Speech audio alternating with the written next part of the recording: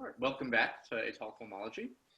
So last time we proved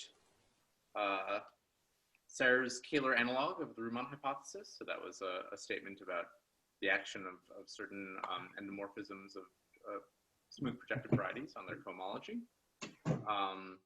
We reviewed the definition of an étale morphism, and we gave some motivation for what we're going to discuss today, which is the idea of a site, which was a generalization of a topological space, or a generalization at least of certain aspects of a topological space, namely the category of open sets on a topological space.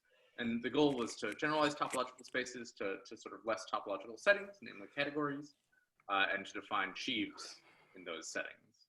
So what we did last time is we discussed what you need to define a sheaf, and we decided we need a notion of when a bunch of open sets cover an open set, and we need a notion of intersection of open sets, which we said was going to be something like a fiber product. Okay, so with those two things, let me make the actual definition, which we'll be studying and giving many examples of today, which is the definition of a Grothendieck topology.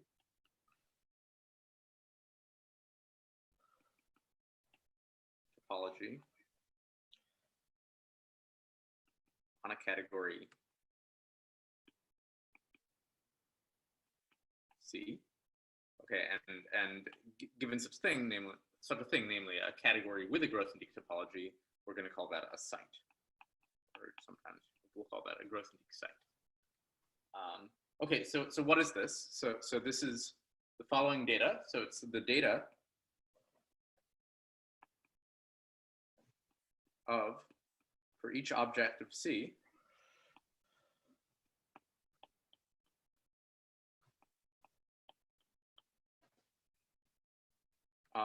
a collection of sets of morphisms, so a collection of sets of morphisms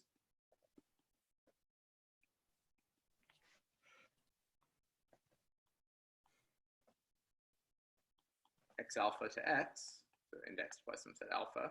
So here the alpha index the morphisms in this set, and then for each x we have many such sets. Okay, so these are called covering families.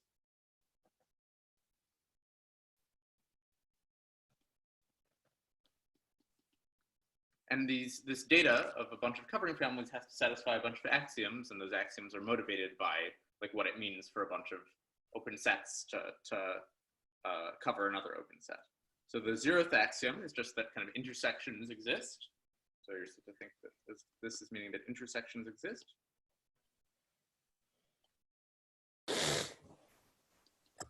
And this is the statement that if x alpha to x appears in a covering family,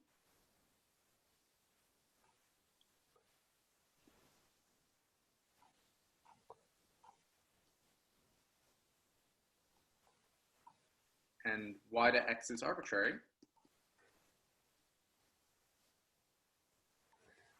then the fiber product of x alpha with y over x, so you're supposed to think that's like the intersection of two things, or the intersection of y with an open of x alpha, has to exist. Okay, the next axiom is that if you intersect with a cover,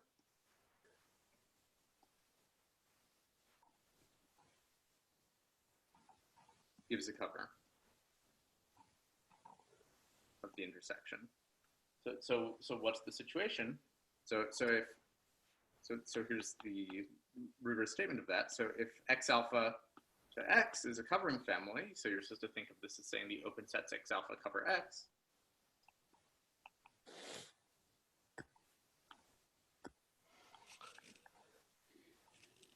And so if you have a covering family and an arbitrary morphism y to x,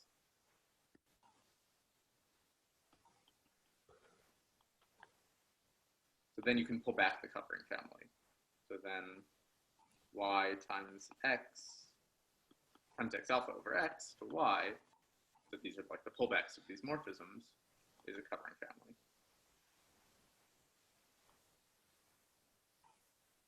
So in the situation where C was the category of open sets on a topological space with morphisms given by inclusion, the existence of this morphism y to x is saying that y is an open subset of x, And then this axiom says that if you take an open cover of X and intersect it with an open subset of X, you get an open cover of that subset. Okay, so the next axiom says that a composition of coverings is a covering.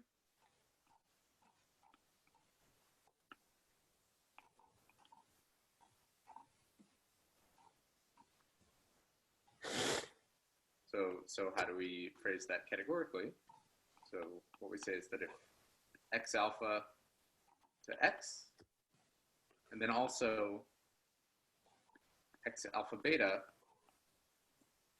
to X alpha are covering families. So here, let me explain what I mean by this. So here, I mean, we have a cover of X, X alpha to X. So here, that's a bunch of things mapping to X, which we're calling cover. And then for each of those X alpha, we have the cover of those X alpha. So if we have this data, then you can compose. You can go from X alpha beta to X alpha to X. So then the sort of union of all these compositions. So if you go X alpha beta to X alpha to X, in all possible ways, like all possible ways of combining these things. So here, for each map X alpha beta to X alpha, you can compose it with a map from X alpha to X. So then this is supposed to be a cover family. Okay, so what is this saying in the setting of topological spaces? It's that if you have a cover of an open set by subsets, and then a cover of each of those subsets, well, that means you've covered the whole set.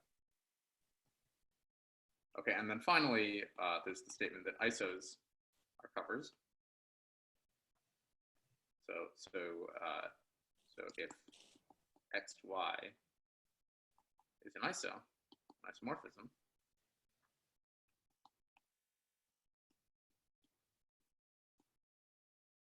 then just this sort of singleton covering family is a covering family.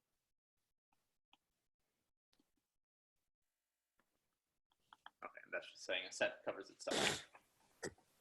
All right, so are there any questions about that?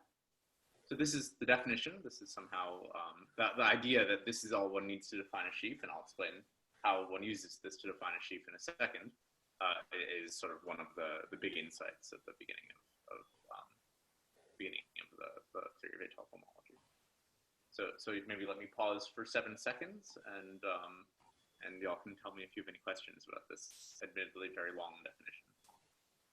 Are there any condition? Is there any condition that sort of gives surjectivity of a cover? No, actually. So for example, you could take if you have a category with fiber products, you can just take all collections of morphisms to be covering families. So that's like giving a space kind of the discrete topology thing. And that's not a very interesting topology, but it's a perfectly well-defined growth unique topology. But I'm looking at axiom 0, or the definition of a cover. If I just think about the case of a topological space, if I had a proper subset of a bigger set, and I declared the map from the smaller set to the bigger set a cover, is there something that would go wrong with that? I mean, it wouldn't violate the definition. I think, yeah. What I would say is that there are situations in real life where maybe there is some underlying topology, but we still define things that don't look like topological covers to be covers. So for example, one thing you might try to do is maybe you have a formal scheme, and you would try to understand covers of the generic fiber, right? The generic fiber isn't something that actually exists for a formal scheme. So that you can write down a category which looks like covers of the generic fiber, and such things need not maybe have good behavior along the sort of closed fiber of your formal scheme. Right? So I think there are actually situations where in real life one might want to declare things that aren't like naively topological covers to be covering families. Okay. Yeah. Yeah, I mean, one of the cool things about this is, like, just like a topological space, you can make your own. So you can make your own Grothendieck topologies if you need to do certain things, and that's something that, like, genuinely people do. Like, they'll invent. You're trying to. Well, we'll see. I mean, that's what Grothendieck did, but we'll see maybe later some other sort of more exotic Grothendieck topologies. All right, so let's actually give some examples. So I've already kind of given one, which was, I think, the kind of motivating example. So if X is a topological space, I'm going to define the category C to be the category of opens in X. So the objects are just open subsets of X.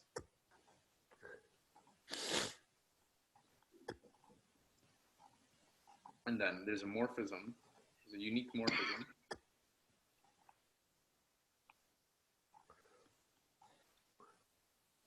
U to V, if U is contained in V. So this is it's the poset category. Okay, and then what are covering families? So we say U alpha to U is a covering family.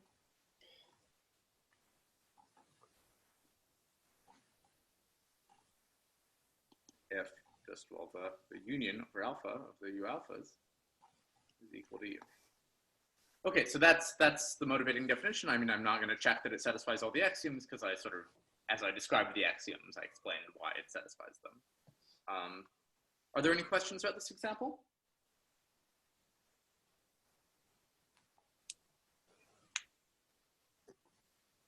All right, so let's do some more examples. So the main example, well, the main examples for the course will be the so-called étale site and the small étale site and the big étale site. So let's do those. So there's X is going to be now a scheme.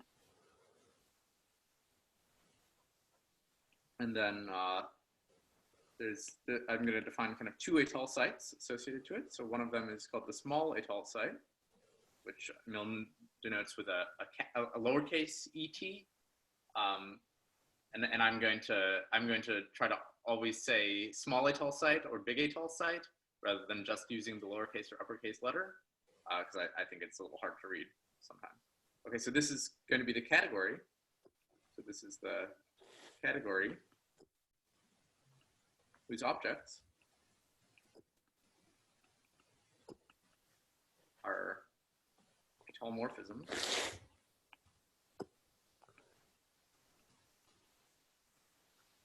y to x. So here, y is any scheme, and f is any étale morphism from y to x. And then morphisms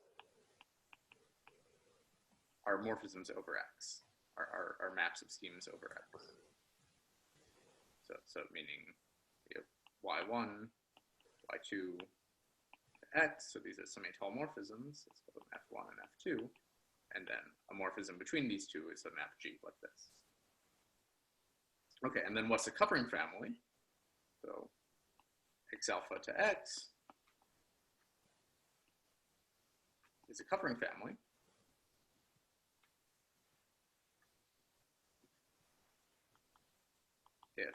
If it's a covering family, so if the union, the images of the f alphas, so here I just mean the set theoretic images at the level of underlying topological spaces, is all of x.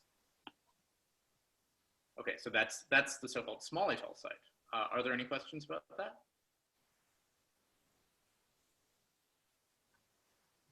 So this is the site. I think I have one. Do you assume that Z is étale, or does it follow from? Do I assume that G is étale was the question? Yes. Yeah, G, it follows. So there was this 2 out of 3 property we discussed last time about étale morphisms, and that implies that G is étale. That's a really good question. Okay, so let's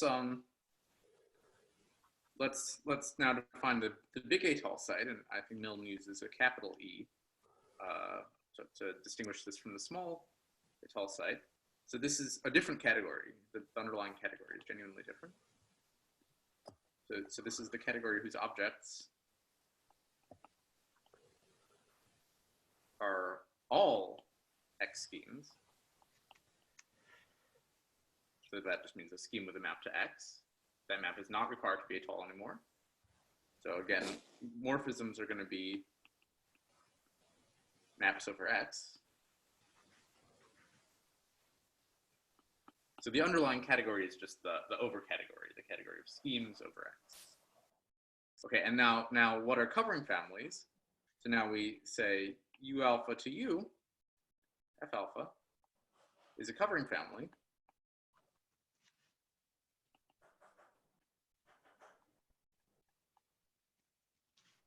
If, again, so first of all the F alpha are étale, and the image, the union of the images of the F alpha is U. Oh, and here I should have, by the way, I shouldn't use X twice here, so this should be U alpha to U. So remember, a covering family is supposed to say what a cover of any subset is. So yeah. Okay, so why is this one small and this one big? Well, it's because this one is a much larger category, right? So here we include only étale X schemes, and we're looking at covers of those. Here we take all X schemes, and we look at étale covers of those. So what it means to be a covering family is the same, but there's just way more objects. Are there any questions about that? Just want to confirm here the image makes sense because, as you mentioned last time, étale morphisms are also open, right? That's actually not really necessary. So it's all I'm just using is that if you have a map of schemes, you have an underlying map on topological spaces. Oh, I see. So here, the map image of a map of sets. Okay, so that image there is just the underlying top space image? Yeah, that's right. Okay, cool. Yeah. So in principle, I mean, there are examples of very reasonable growth in topologies where your maps aren't open. Although I think all the ones we're going to discuss in this course, I think, will always be in the situation where maps are open, and I think in the situation where covers are honest topological covers.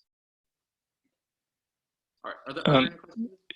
Is it going to make much of a difference in terms of a cohomology which site we consider, the big one or the small one? Not really.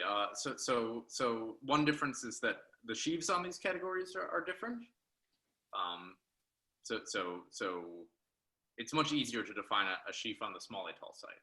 You only have to say what it does for étale maps to X. On the big étale site, you would have to define it for every single X scheme.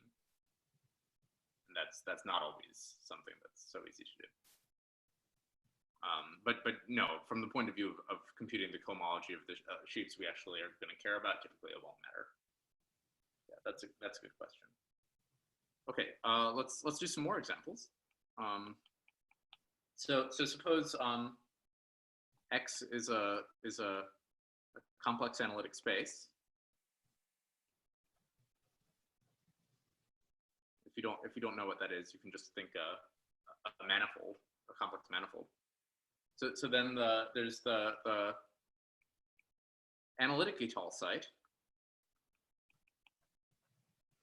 So here as a category, so the objects are complex analytic spaces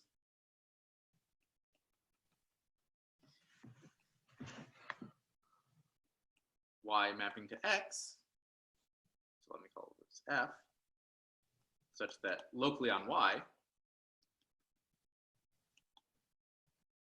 F is an analytic isomorphism.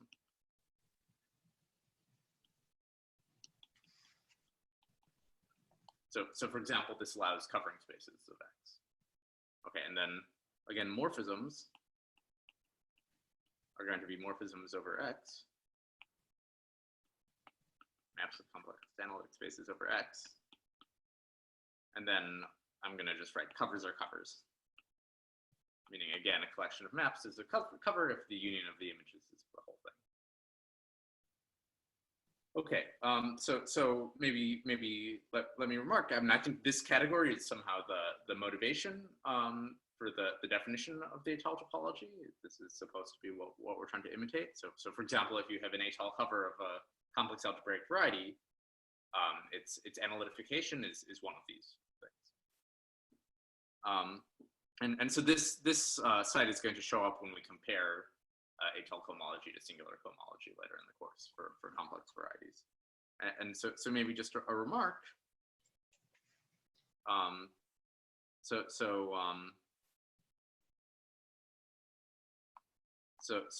We haven't said what it means to be a sheaf yet, but I want to give you an example. I want to make a remark about this topology to show you that growth unique topologies behave in sometimes unexpected way. So the category of sheaves on the analytic étale topology of a complex manifold, say, is canonically equivalent to the category of sheaves on just the underlying topological space. Okay, so here these are evidently two different growth unique topologies. So on the right hand side we have the growth unique topology, which we associated to any topological space in our first example, which was kind of our motivating example. And here's some kind of funkier thing. So what this is saying is that sometimes you know, the category of sheaves on a growth unique site doesn't actually remember the site. Right? Two different sites can have kind of equivalent categories of sheaves. And this is actually this equivalence will show up crucially when we compare étale cohomology to singular cohomology. Okay, are there any questions about these examples so far?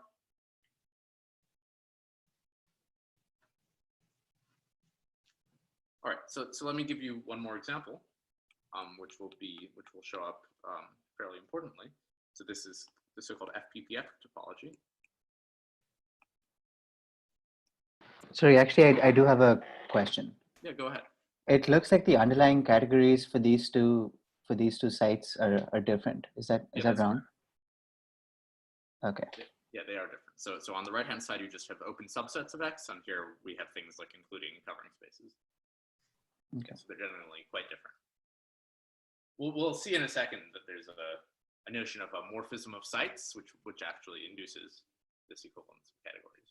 So cool, I'm gonna actually proving this equivalence is going to be an exercise. It's once we have the definitions, like so far you can't do this exercise because you don't know what a sheaf is, but once we have the definitions, you'll see that this is very, very natural. Does that answer your question, Arvind? Yeah, thanks. So, and let me just say verbally why this exercise is true, and you'll verify it later. Well, suppose you have a cover of X in this category. So in particular, it's a bunch of local analytic isomorphisms. Well, given a local analytic isomorphism, you can just cover it by small subsets, which are actually isomorphisms onto their image, right? That's the definition of a local analytic isomorphism. So those are also known as subsets of X. So what that means is that given any covering of X, you can actually refine it into a covering by things that honestly kind of come from the right-hand side, by cover by honest open subsets. Cool, thanks. All right, so let me give you one last example, which is the so-called fppf topology. So this stands for faithfully flat and finite presentation. So you may notice that that faithfully flat and finite presentation is fffp, not fppf, and that's because this is a French acronym. It's fidèlement plat et présentation finie. I don't promise that I pronounced that correctly, but anyway, that's where that comes from. The first P is plat, which is French for flat. And so what is this? So again, there's a big and a small site. Let me just define the small site. So X fppf. So the objects are fppf morphisms, y to x. So again, this just means faithfully flat and finite presentation. Morphisms are morphisms over x.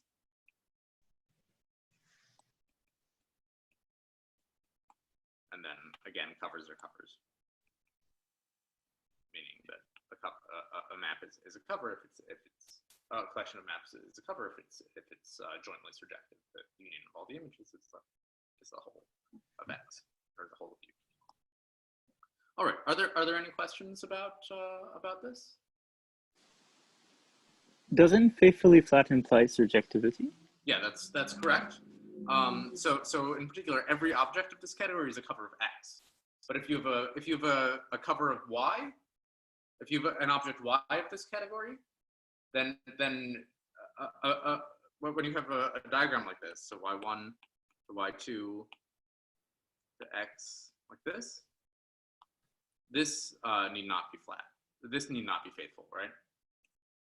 So this top arrow need not be surjective. Thanks. Yeah. So this is still a condition. Yeah. Cool. Are there any questions about that?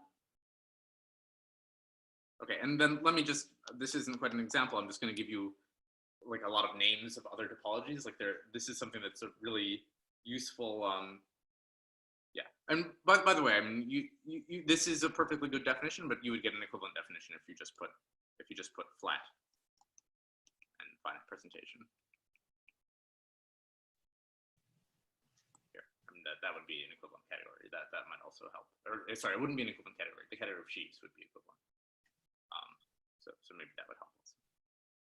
All right. So let me give you a bunch of other examples. So these are just names. So there's something called the Nizhnievich topology, which lives between the Zariski and the Etale topology. There's an object called the crystalline site, and that's used in defining crystalline cohomology. There's a closely related object called the infinitesimal site.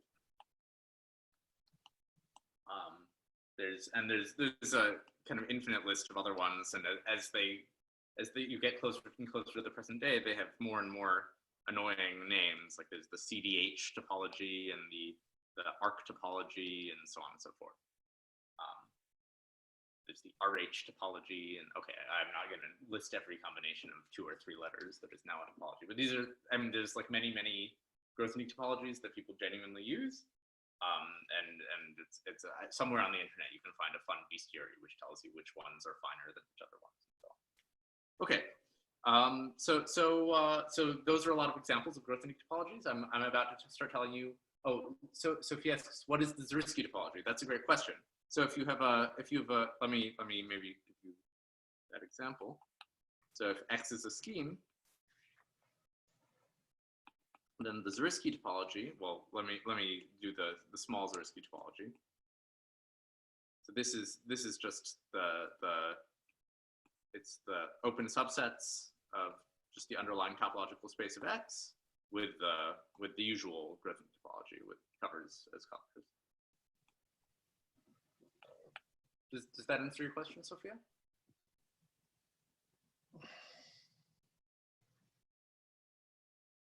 I'm going to assume it does. Yeah. So this is, I mean, a scheme is a topological space with the Zariski topology. Yeah. Thank you for asking about that. I should definitely make that explicit. Yeah. So a scheme has an underlying topological space with the Zariski topology. So we just use the growth unique topology of the topological space. There's also something called the big Zariski topology. So I'm using a capital Z. So now the category is all X schemes. And we say that U alpha to U, F alpha, is a covering family if the F alpha are Zariski open embeddings.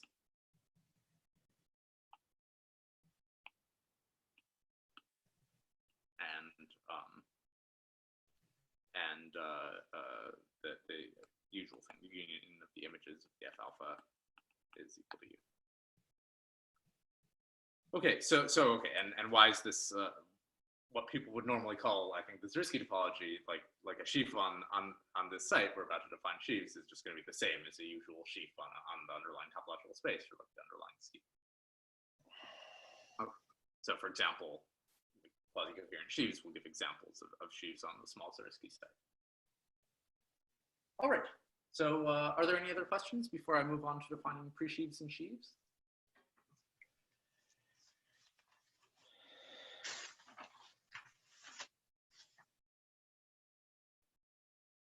All right, so let's define a pre-sheaf.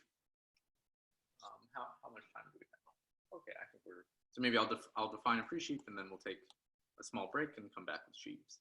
So definition of a pre-sheaf. So on category C. So a pre-sheaf, so a d-valued pre-sheaf, where d is some category,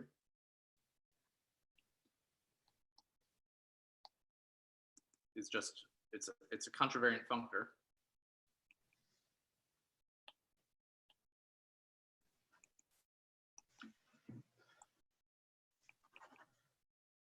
f from C to D.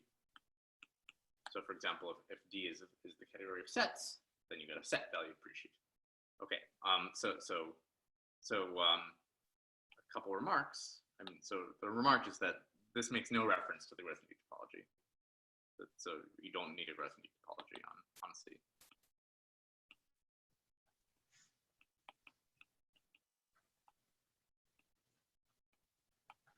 Okay, and just as an example, if X is a topological space, then a d-valued pre-sheaf on X is just the same as a pre-sheaf under this definition on the category of open sets. So why is that? Well, a pre-sheaf associates to each open set some object, and then to each morphism, so each inclusion of open sets, a map on objects going the other way. Are there any questions about that?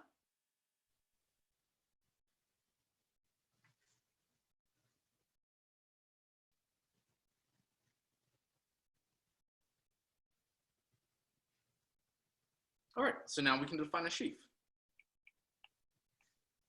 So, okay, so what's the motivation here? So if you have a topological space, a sheaf is a pre-sheaf satisfying some condition, right?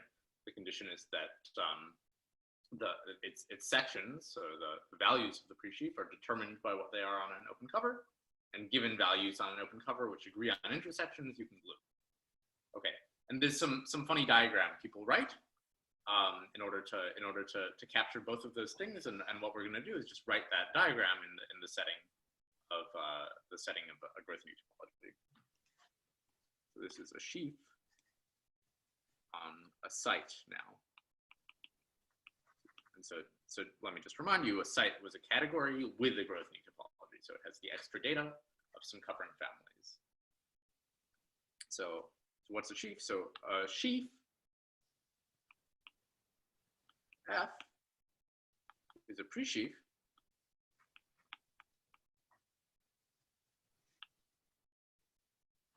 such that the following holds, such that f of u, well, f is a contravariant functor. So if we have a bunch of set of objects u alpha mapping to u, we get a map to the product over alpha of the values on u alpha. Okay. And now what we can do is we can look at the intersections of alpha and alpha prime for all pairs of alpha prime. And so well, let me just write down the diagram and then we'll explain what it means.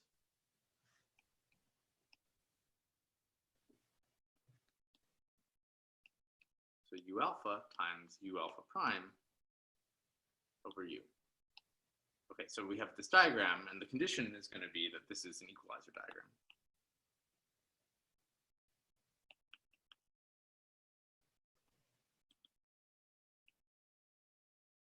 For all covering families.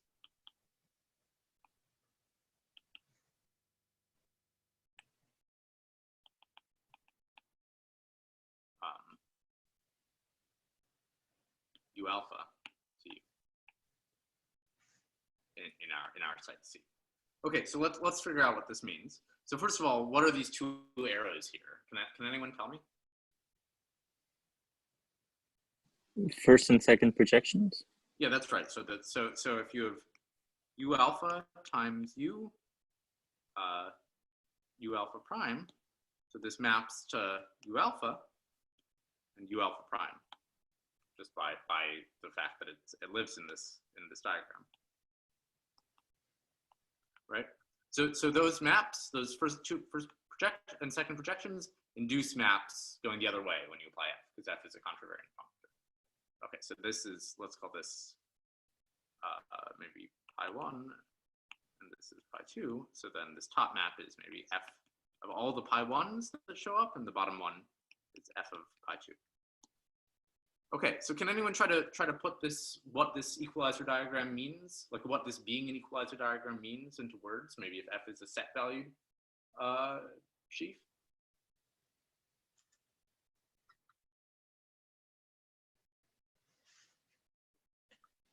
If a collection of sections agree on overlaps, then they come from a global section.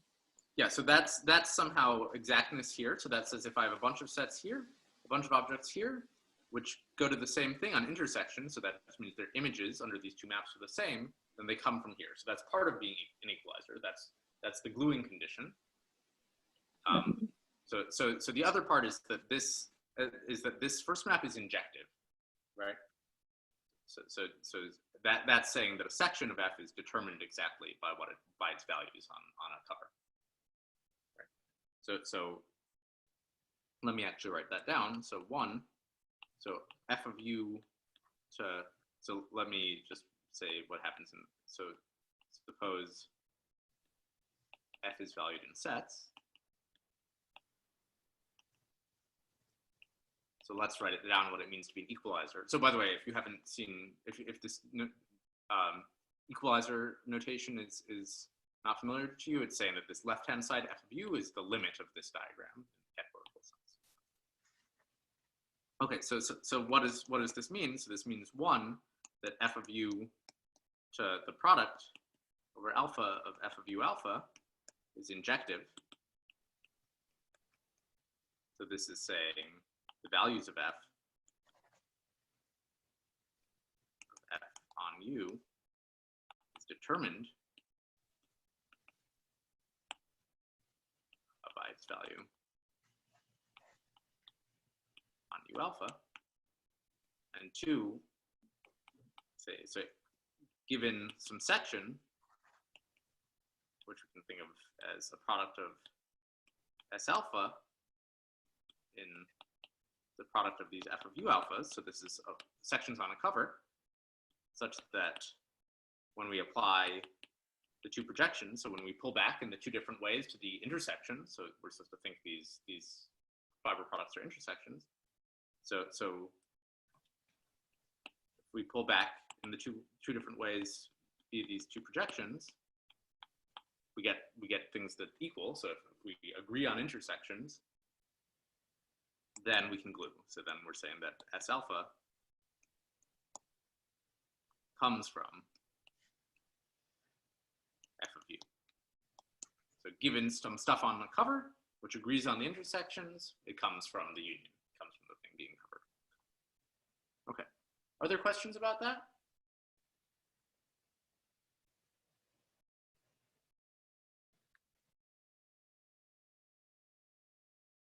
Okay, so I've now told you what a sheaf is and a pre-sheaf. I should now tell you what a morphism of sheaves, pre-sheaves are.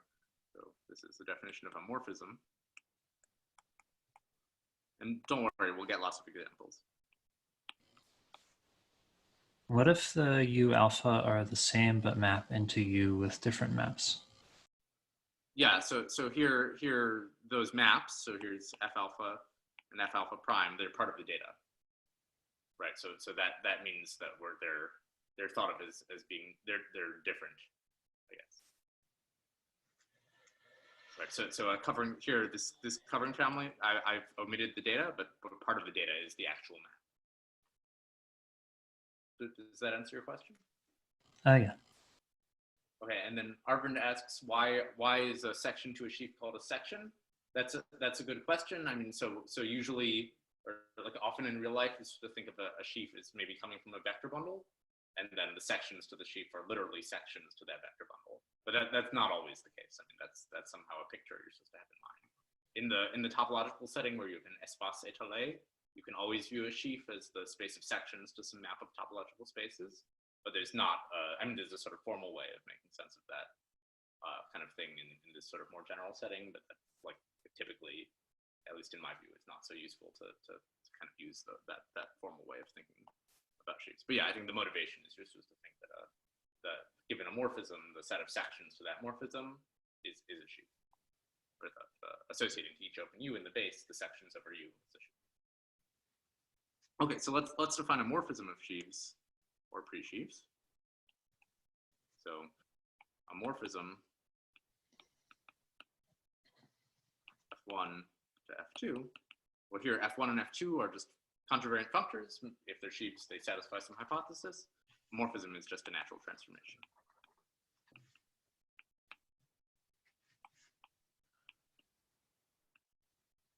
So in particular, a morphism of sheaves is the same as a morphism of pre-sheaves. All right, are there any questions about that?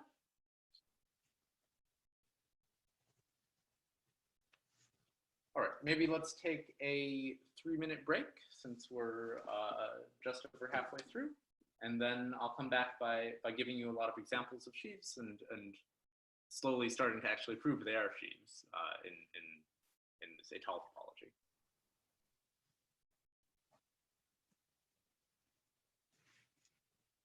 How's everyone doing so far?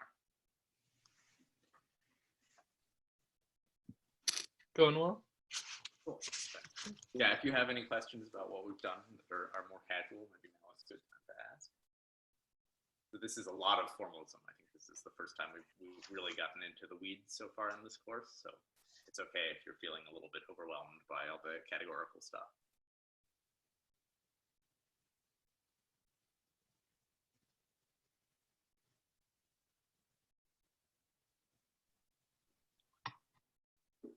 I have a short question about one of the examples earlier. Yeah, If, say, X is an algebraic curve, is it true that say the small étale site is equivalent to the analytic étale site? So no, that's not true. Okay. Yeah, it's so for example, well, okay, so first of all, equivalence of sites is a subtle notion which I haven't actually defined. I haven't even told you what a morphism of sites is yet. Yeah. But at least what you can see is that the underlying category, like there's a sort of natural map one way, right? Like given a curve over the complex numbers, you can associate to it an analytic space, but you can at least see that map is not essentially surjective, right? So for example, if you take a genus 2 curve, its universal cover is the upper half plane. That's an object in the analytic étale site, but it's not the analytification of any algebraic variety. Okay. But then is it true for the category of sheaves? Yeah, so it's not true for the category of sheaves either. That's a good question. Oh, okay. Thank you. Yeah, so at least one reasonable notion of an equivalence of, well, not of sites, but of maybe topoi, is that you have some adjoint pair satisfying some conditions, which induces an isomorphism on categories of sheaves, and that doesn't happen in that case.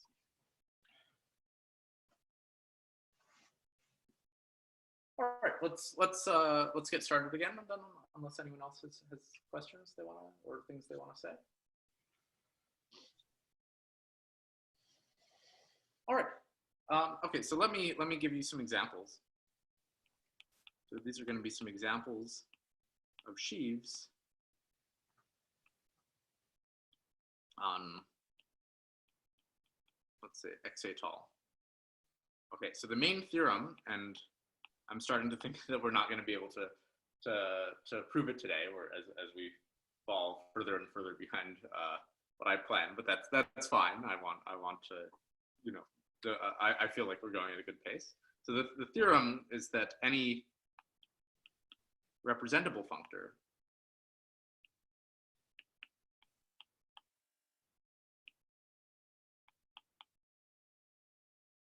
is a sheaf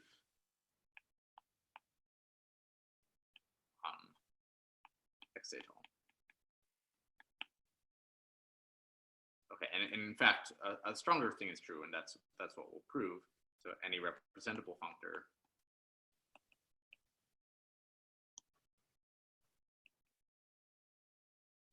is a sheaf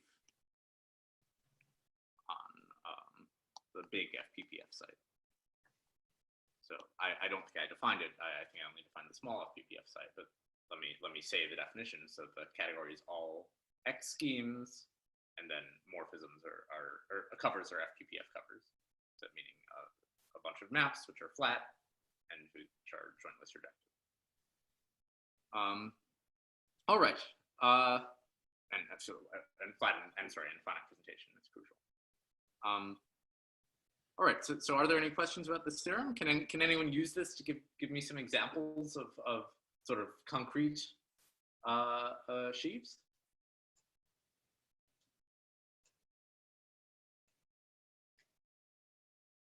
Oh, and so Ali asks, is this what descent is? And I wouldn't say this is the entire content of descent, but this is part of the content of descent.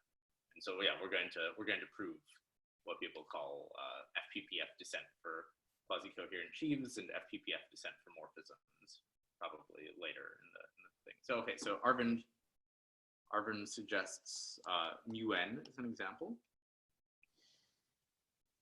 So okay, so this is the functor represented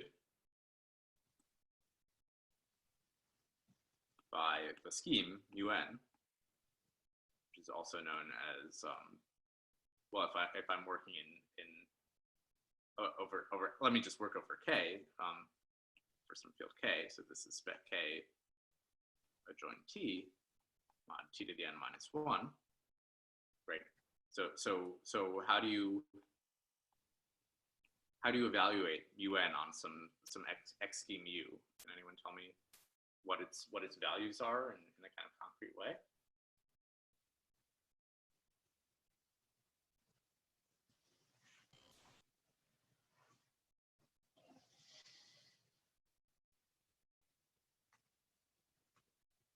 It's the nth roots of unity. Yeah. So it's exactly the sections to OU such that f to the n is equal to 1. Okay, so that's pretty concrete. Can anyone give me some other examples?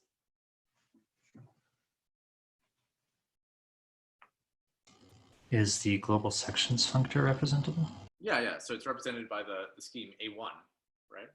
So a section of, so when you say global section, I assume you mean regular functions, maybe like OX? Oh yeah. Yeah. So let's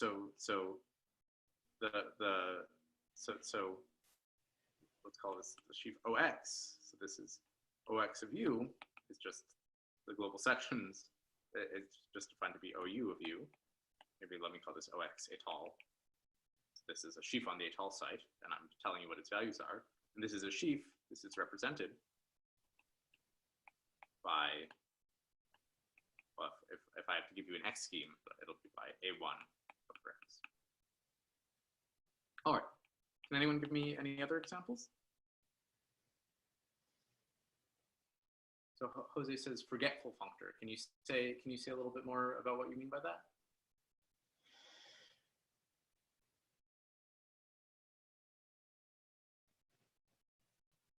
Yeah, I'm not sure.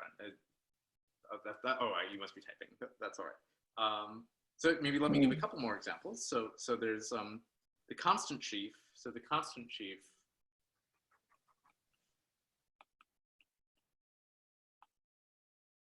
z mod L to the n z. So can anyone tell me how to prove this is a sheaf given this theorem, and how to figure out what its values are?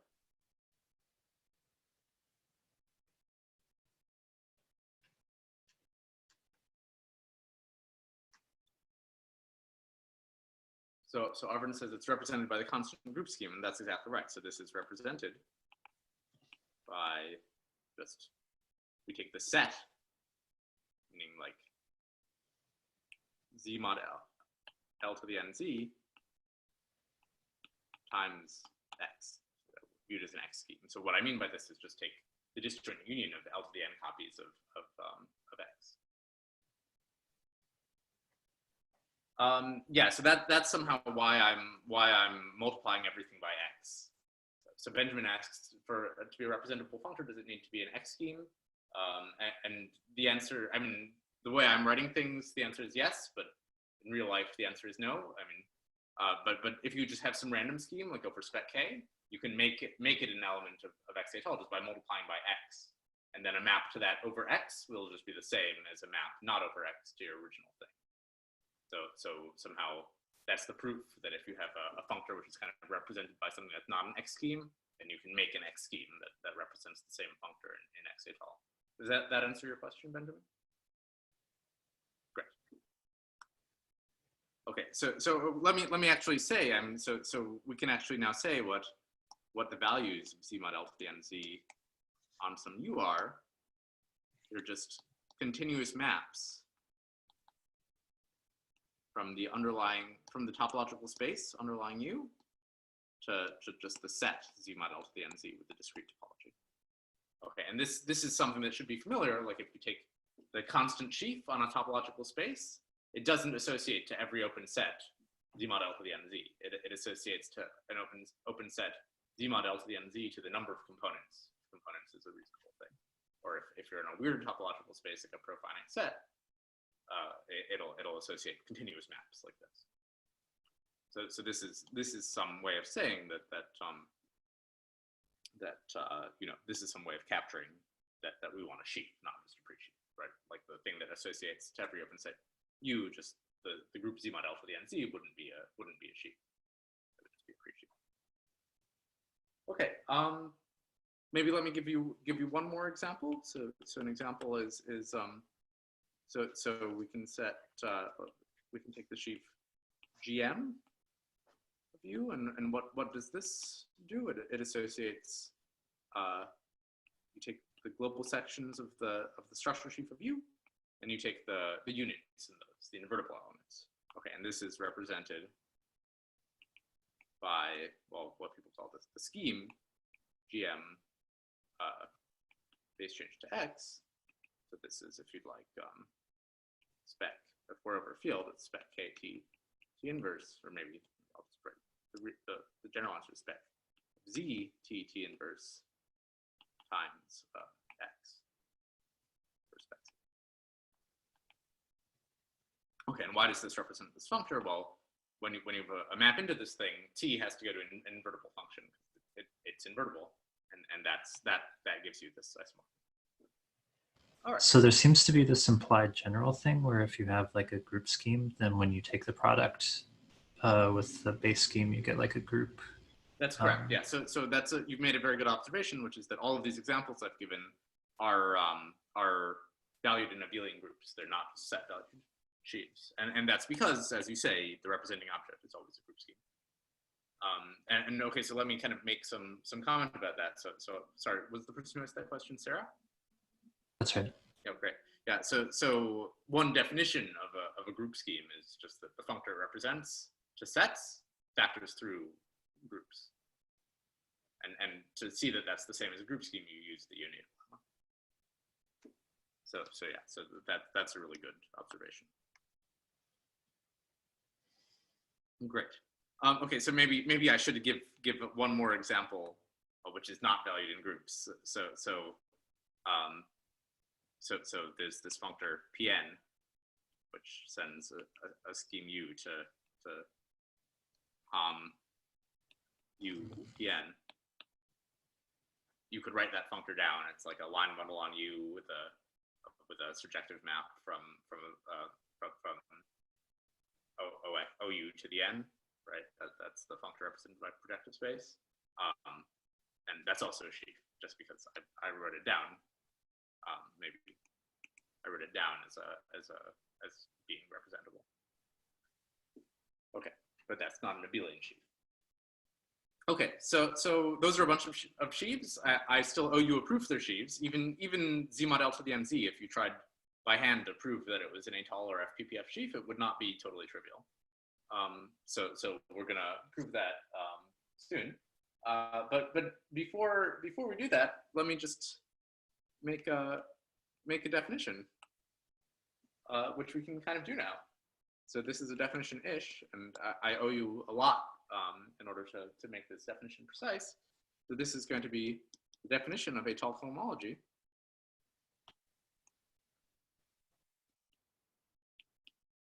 With coefficients in z mod L to the nz. Okay, so first of all, what do I owe you?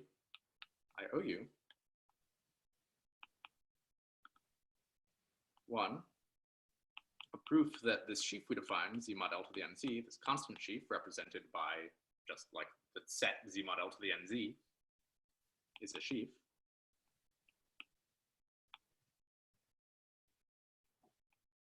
So I also owe you a proof that the category of sheaves, let's say on the small étale site. So if you're a sheaf on the big étale site, your restriction to the small étale site is also a sheaf because covers in the small étale site are also covers in the big étale site. So let me write on the big étale site or on the fppf site. So I need to prove that the category of sheaves on X étale with values in abelian groups is abelian and with enough injectives, say.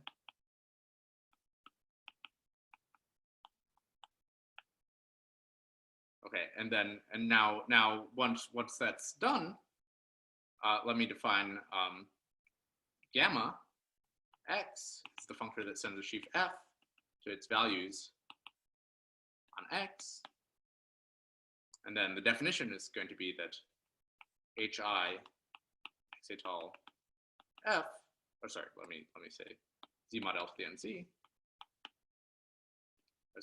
These are just going to be the right derived functors of the constant sheaf. Okay, so this is étale cohomology.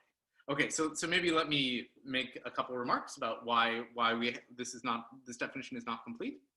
So first of all, we haven't proved that this sheaf is actually a sheaf. Second of all, the fact that this category of abelian sheaves is abelian is really not obvious. So for example, usually when you prove that the category of abelian sheaves on a topological space has co-kernels, you use sheafification, right? What do? You take the co-kernel of the map of pre-sheaves, that's a pre-sheaf, not a sheaf, and then you sheafify it, right? And we actually don't know how to sheafify a pre-sheaf on a site yet. So the usual proof where you make the espace étalé and take sections to that doesn't make sense for a site. You need a genuinely different argument.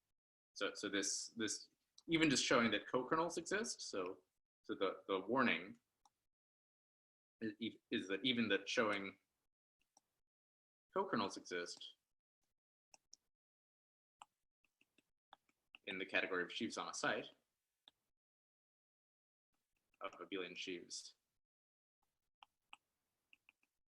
And it's true, it's going to be true on a general site. On a site is non-trivial. Okay, and we're going to do it, but you should try it as an exercise. Right. I mean, it's not an easy exercise. Like, you should give it a try just to convince yourself that there's something to prove. Okay, and then in fact, what'll be true is that in general, the category of abelian sheaves on a site will be a so-called AB5 abelian category, and then having enough injectives is automatic. So that's something. There's something developed where Grothendieck in his Tohoku paper developed some criteria for when an abelian category has enough injectives, and we're at least going to sketch part of the proof. All right, so that's the course is done. I guess we can find étale cohomology. No, okay, so we have 15 minutes left. So let me pause for questions first, and then we'll continue.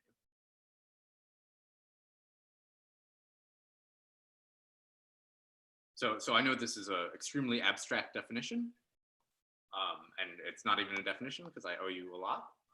But okay, so Arvin asks, is there an easy way to see that gamma x is left exact? I mean, yes, if you just write down what that means, you'll see that it is. I mean, yeah, we can check that if you want, maybe in office hours or something. But yeah, it's I wouldn't say it's obvious. Like you do have to write something down, but if you do write that thing down, you'll see. So I have one too. So is there a reason you want to look at the constant sheaf? Is Like- there a reason I want to look at the constant sheaf? Yes, what does it give us, basically? Yeah, so this is like taking, so you don't have to look at the constant sheaf. There are plenty of other sheaves you can look at, and we'll define later in the course like local systems, and you can take the cohomology of those too. But this is, I mean, I think the motivation for this definition is that if you have a nice topological space, like a manifold, and you take the constant sheaf Z, your Z mod L to the NZ, and take its sheaf cohomology, that's the same as taking singular cohomology with the Z or Z mod L to the NZ coefficients. I see. So we're trying to imitate that definition. Okay. Does that answer your question? Yes, yes. Okay, great. Yeah, I mean, this is I don't think I think this is a very non-obvious definition, and it's very abstract. So you know, if it feels weird to you, like that's okay. Like it took growth week to come up with this. All right. Cool. So maybe let me make one more give one more example to show you that kind of the properties of these sheaves are not so obvious and really kind of depend on the site you're working at. So let's consider the map GM to GM, where Z goes to Z to the N. Sorry, I think I've been using T for the coordinate on GM. So T goes to T to the N. And here, suppose N is invertible on the base. So maybe we're working over a field of characteristic prime to N. So this gives us a map of sheaves, right? So this gives a map. We have a map of sheaves, which we can look in two different settings. So first we can look at the Zariski topology. So this is just usual sheaves on the underlying topological space of a scheme, and so we get you know, O cross is the sheaf represented by this. So units in O maps to O cross, and F goes to F to the N is the map. Okay, and then we can also look at this map in the Etale topology.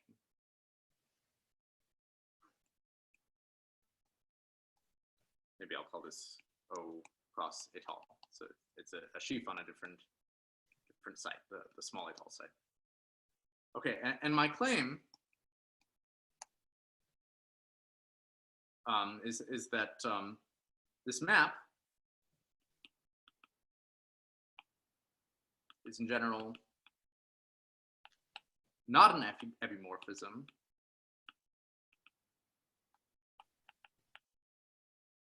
on the Zariski site, but it is on the Etale site. Okay, can anyone explain one of these two claims to me? So for example, can anyone explain why this is not an epimorphism on the Zariski site in general? Oh, so Benjamin asks if gamma is adjoint to forming constant sheaves. The pullback. So the answer is yes, but we haven't yet defined push forward and pull back. So we'll do that. We'll do that probably next time. Yeah, and there will be a good notion of derived push forwards for arbitrary maps of schemes, not just global sections and so on. All right. So can anyone help me prove this claim? So maybe the easiest thing to do is to show it's not an epimorphism in general. Yeah. So Arvin says it's not an epimorphism on this Zariski site because you can't make something an nth power after localizing. So yeah. So let me give you kind of an example of that. So let's prove first that it's not an epi as a usual map of sheaves, like on the Zariski site. So it suffices just to give one example, right? So let's just take x to be spec r, real numbers, and n equals 2, and you'll see that this will work in general. So then, well, this is just a point, right? So sheaf is just determined by its values. So then we're just asking if is r cross to r cross, you know, t maps to t squared surjective. Okay, and the answer is famously no. Right. So the image of this map is just the positive numbers. Okay. So what about so it is surjective on X étale if, again, n is invertible on X. So can anyone help me with this?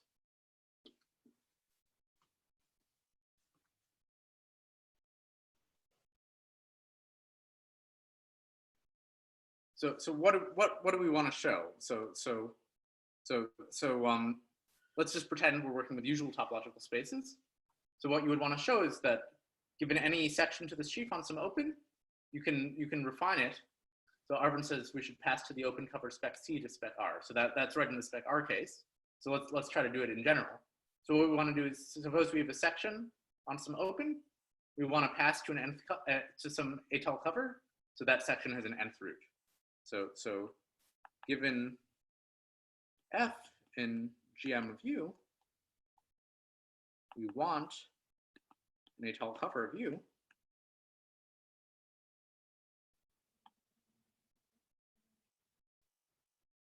such that f obtains an nth root on that cover. So someone suggests just join an nth root. Yeah, so that's a great idea. So let's do it. So here's how I would do it. So here we have a map from U to GM. That's what an invertible function is, right? And then we have this map GM to GM, some z to z to the n. So this is étale because and it's invertible. So that was an exercise from last time. So let's just form the fiber product. Okay, so this is étale because étale morphisms are preserved by base change. And then the claim, which you should verify, is that f has an nth root upstairs.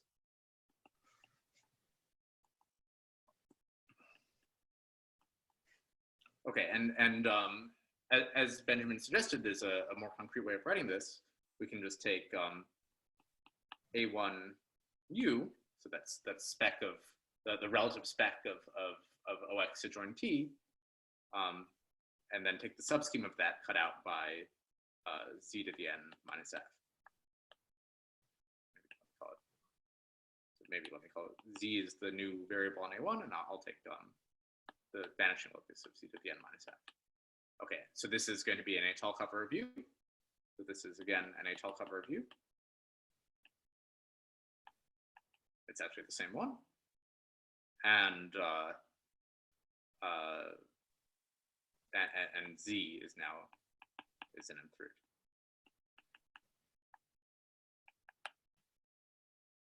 Okay, so that's the proof, and you should convince yourself that this implies. So exercise is check the details. So check that this argument does in fact imply that this map of sheaves is an epimorphism in the category of sheaves. Okay, cool. Okay, maybe one more remark. So here we used that n is invertible in the base to get that this map was this map here over here was étale. So the remark is that this map of sheaves, GM to GM. So in the étale topology, if n is not invertible, this thing in general will not be an epimorphism. So but this will always be an epimorphism in the flat topology. Sorry, sheaves on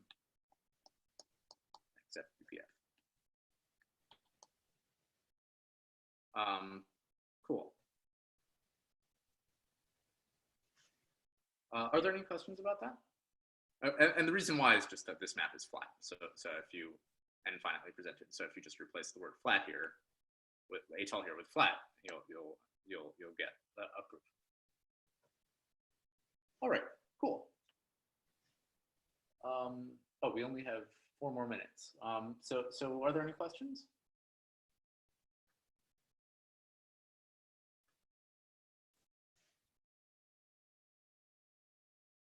All right, so if not, let me just make one more definition, and then we'll discuss it a little bit.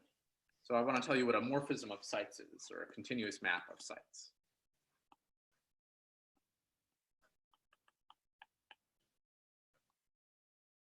So suppose T1 and T2 are sites.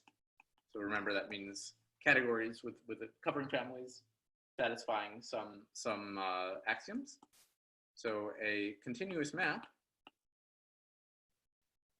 F from T1 to T2 is, and this is weird, it's a functor from T2 to T1, which preserves fiber products.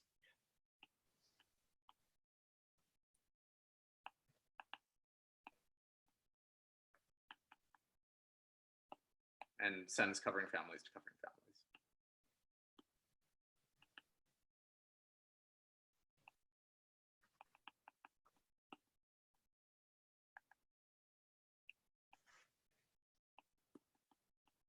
Okay, and the sort of canonical example, so note that the functor goes the opposite way as the map, right? So the canonical example is that given x to y, a continuous map of spaces, we get a functor from opens on y to opens on x, which sends an open set u, so it's pre-image. Okay, and by continuity of f, that's an open set. Okay, and then the exercise is check that this is continuous, a continuous map of sites.